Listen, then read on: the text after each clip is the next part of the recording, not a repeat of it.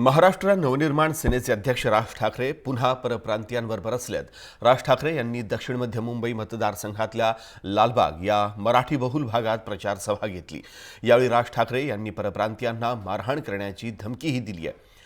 उत्तर भारतीय नोकऱ्या हिसकावणार असतील तर पुन्हा मारीन असा इशारा राज यांनी दिला आहे।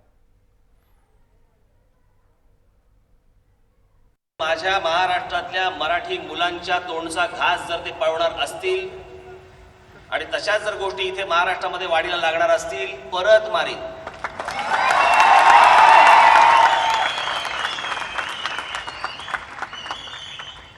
हा काही महाराष्ट्र आणि उत्तर प्रदेश आणि महाराष्ट्र आणि बिहार असा विषय नाहीये,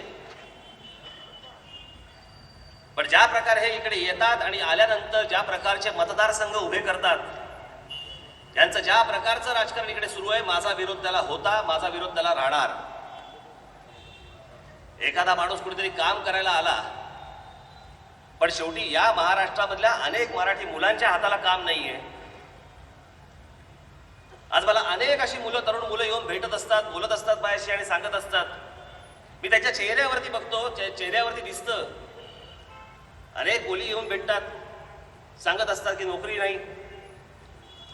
घरात जेव्हा बाहेर पडतात, आई वडिलांना सांगून बाहेर पडतात की आज इकडे इकडे कॉल आलाय।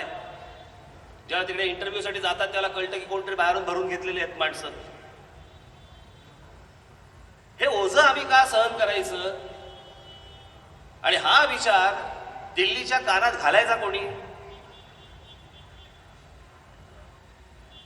तिथे महाराष्ट्राबद्दलची आग ओकत असतात, तिकडे महाराष्ट्राबद्दल, मराठी माणसाबद्दल या दिल्लीच्या त्या लोकसभेमध्ये आमचा एक खासदार तिकडे बोलायला तयार होत नाही, एक खासदार त्याला विरोध करायला तयार होत नाही।